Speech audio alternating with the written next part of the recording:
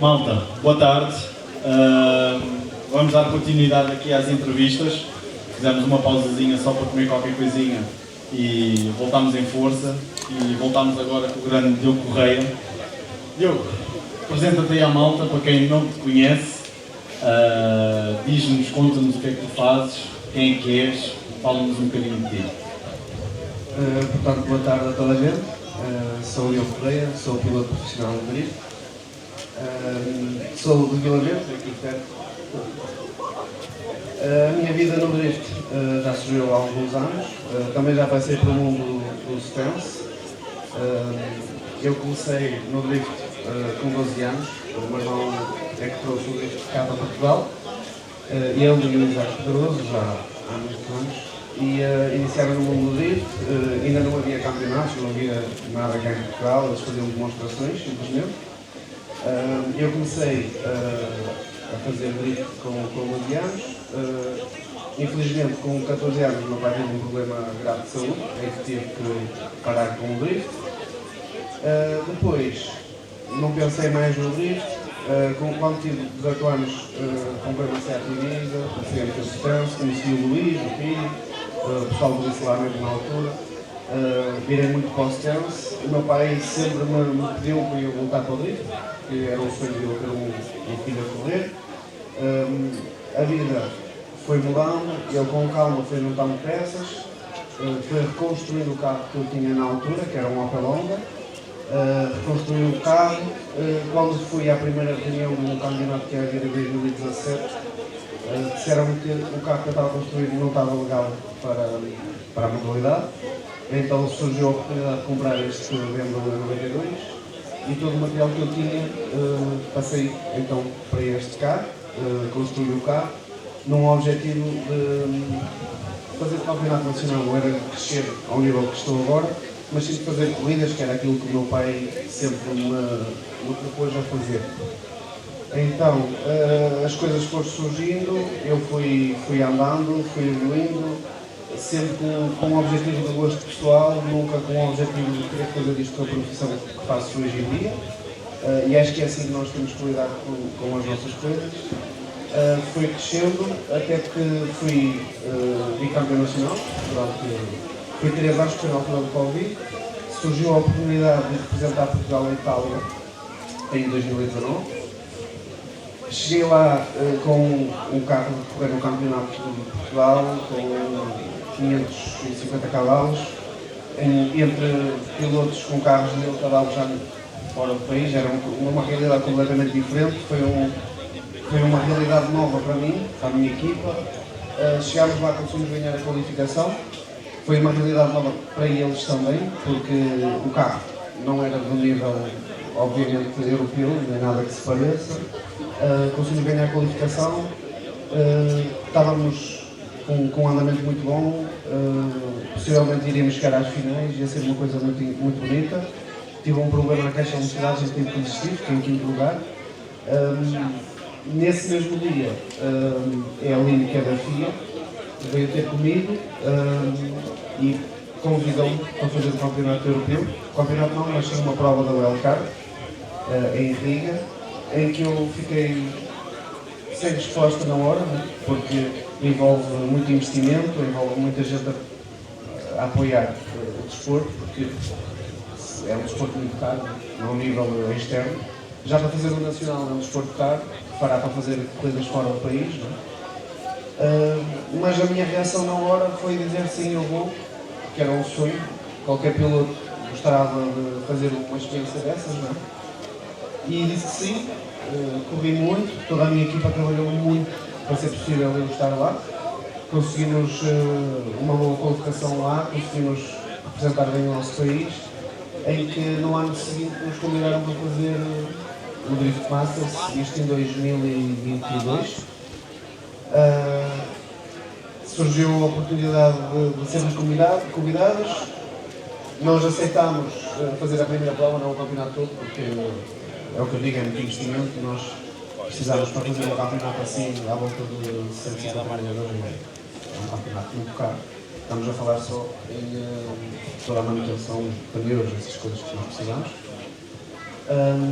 Mas aceitámos, não sabia sequer como seria possível eu conseguir fazer, mas corremos muitas portas, todo o apoio português, finalmente conseguimos fazer o primeiro campeonato, conseguimos ficar em 13º no primeiro ano, corremos num campeonato onde correm 60 pilotos, é uma coisa muito boa para nós.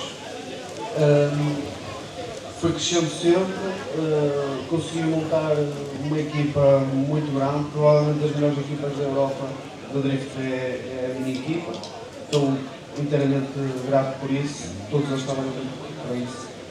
E sem dúvida que é um orgulho para mim conseguir levar uma equipa pequenina que começou simplesmente um grupo de amigos e família para fazer umas provas em Portugal. Conseguimos estar nos lugares mais altos da Europa e conseguimos levar a nossa bandeira para toda a Europa. Para mim é muito satisfatório essa parte. Ok, já adentraste aqui muitas perguntas que queria fazer. Uma coisa que é aquela pergunta clichê que eu falo sempre. Qual é que foi o teu primeiro contacto com carros? Disseste, primeiramente, estiveste neste mundo do Stance. Como é que foi o teu primeiro contacto com carros? O porquê que estás disto? O meu primeiro contacto foi quando nasci.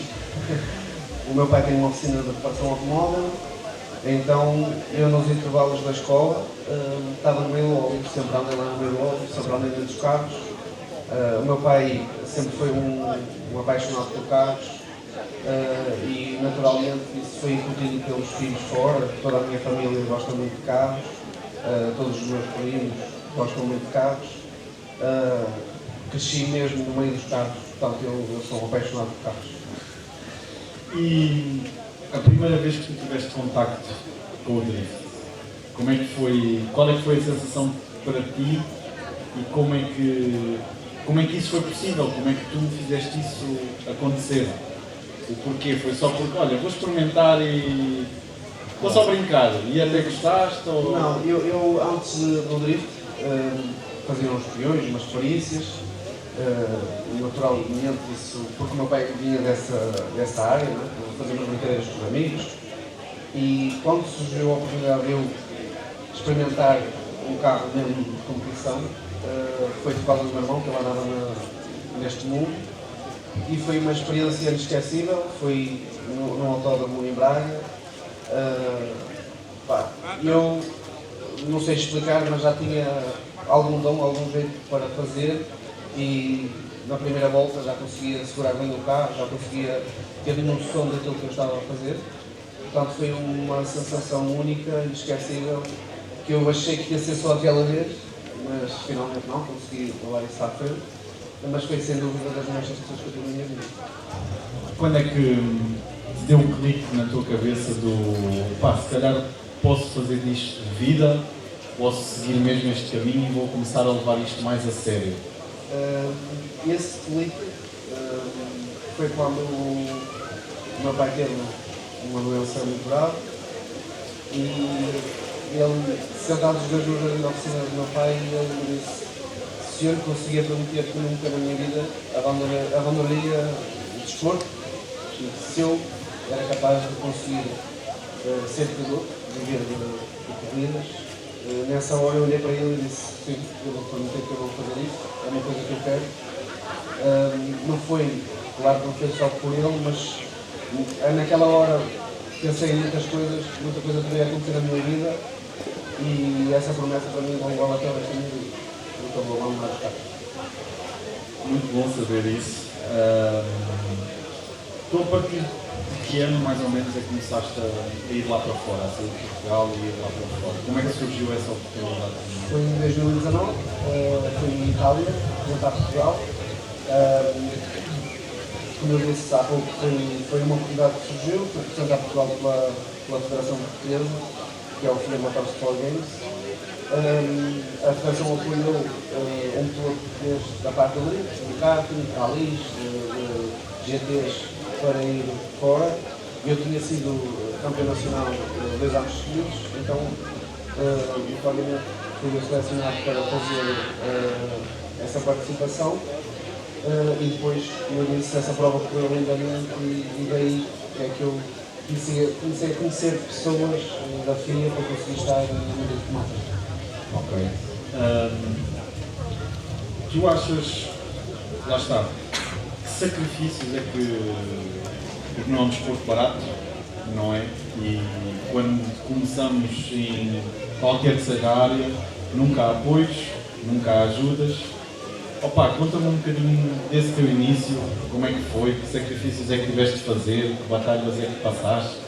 Foi um pouco duro.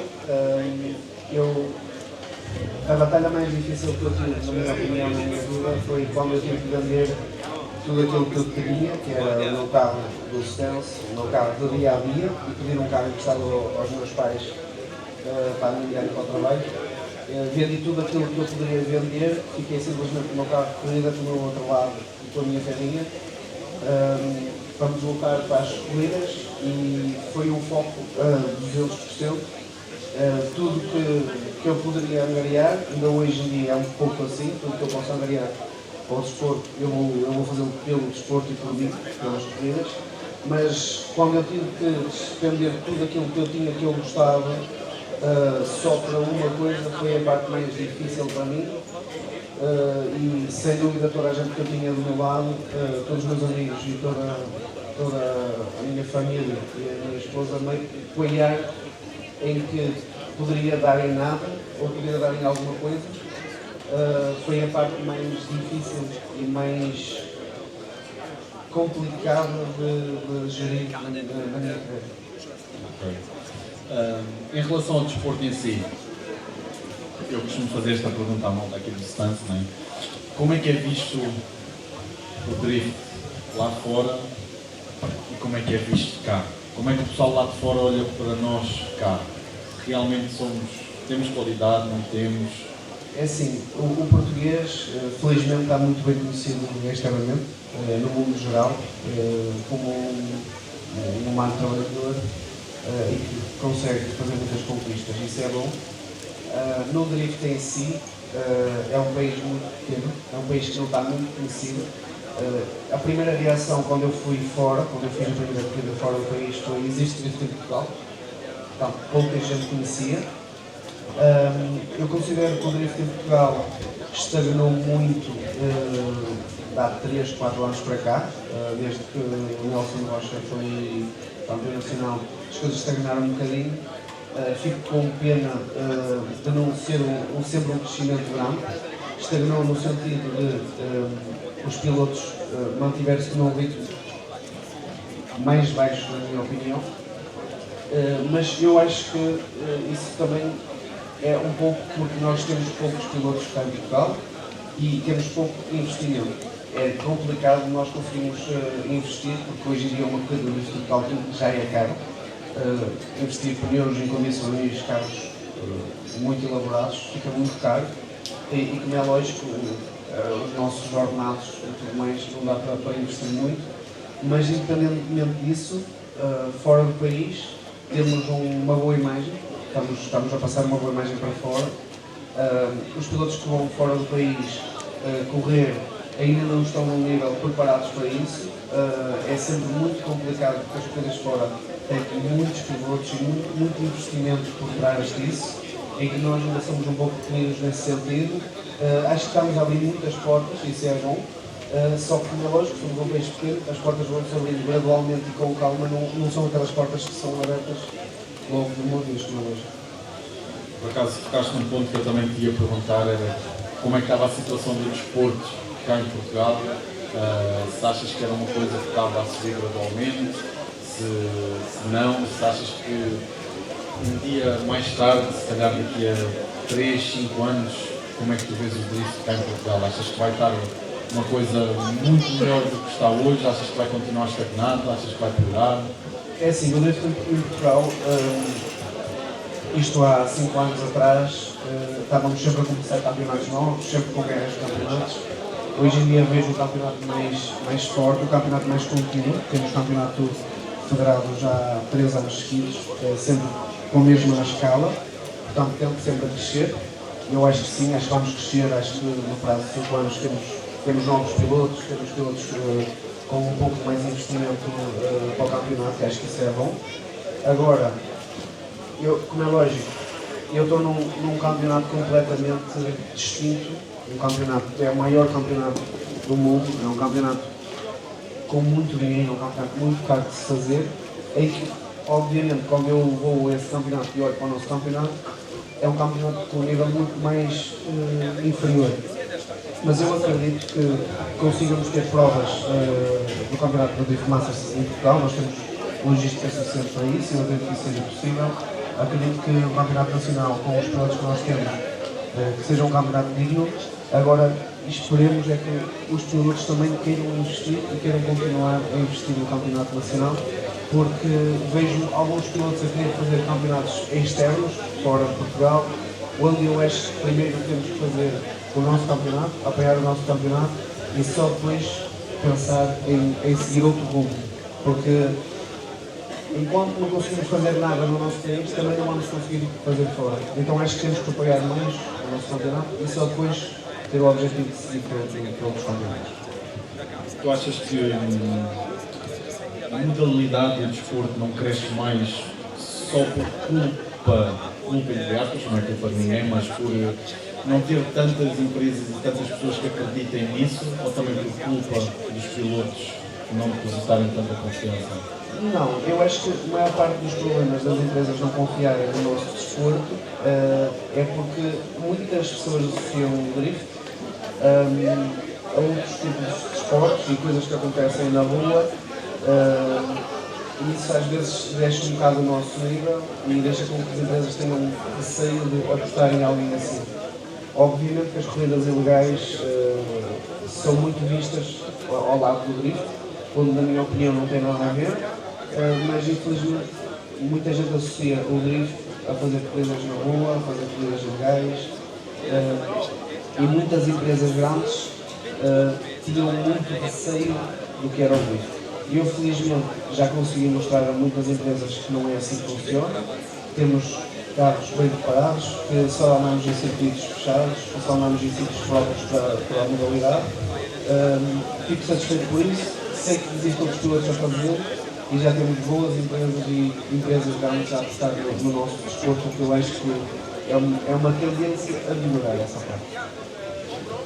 Pronto, Diogo, diz-me uma coisa, um objetivo que ainda não concretizaste e que era uma ambição para ti? Eu sempre proponho planos na minha vida. Infelizmente, eu tinha um objetivo muito grande para fazer este ano, que era ficar no top 5 do campeonato do Drift Masters. Foi o ano que eu mais investi, foi o ano que a minha equipa mais trabalhou, foi o ano mais difícil para nós e foi o ano mais patadas de veio, vamos assim dizer, que mais complicado foi, porque foi o ano que menos consegui conquistar. Estou numa posição muito abaixo daquilo que eu sei que sou capaz, daquilo que a minha equipa é capaz, mas as coisas são assim, nada corre como a gente quer. Foi um ano muito lutador para mim, foi um ano muito difícil, mas parar a morrer, não quero desistir e o meu objetivo, sem dúvida, é conseguir levar a bandeira de Portugal ao lugar mais alto do pódio da Europa e gostava muito de fazer alguma coisa na América também, mas o meu objetivo máximo é conseguir conquistar alguns títulos europeus do meu desporto. Top! E é com todo o orgulho que a gente tem lá fora a representar Portugal. Eu acho que nenhum português quer que não o faças. Para acabar, porquê que estás no drop? Porque tenho duas pessoas aí que são mesmo muitos meus amigos, os dois Luís, são pessoas que eu tenho muito no meu coração. Sempre que eles fizeram o golpe eu tive presente, sempre que eles façam alguma coisa eu estarei presente, porque são de facto meus amigos, conheço-os há muitos anos, são pessoas que eu tenho mesmo no meu coração e nunca na vida consegui dizer que não, tanto ao Ribeiro como ao Piri, portanto eu estarei sempre em todos os golpes possíveis. Pronto, Diogo, alguma coisinha que tenhas para referir? Agradecimentos que tenhas para fazer? Alguém? Obviamente quero agradecer muito à minha equipe, que é as pessoas que mais trabalham para isso, e a toda a gente que me apoia. e obrigado a todos os portugueses, porque eles, de facto, quando eu estou lá, eles estão comigo. Isso é uma sensação incrível. Ninguém imagina o que é a sensação de quando se está a levar uma bandeira às costas e ter toda a gente do nosso lado. É das melhores sensações que existe. Agradecer, claro, obviamente, a todos os meus patrocinadores e tanto ao Piri como ao Ribeiro por este tipo de eventos bem organizados, bonitos e que realmente valem a pena estarem cá. Obrigado por isso. Pronto, malta. Obrigado a quem esteve desse lado. Obrigado aqui ao Diogo, mais uma vez. Obrigado e acompanhem, continuem desse lado. Nós vamos continuar aqui. Obrigado, malta.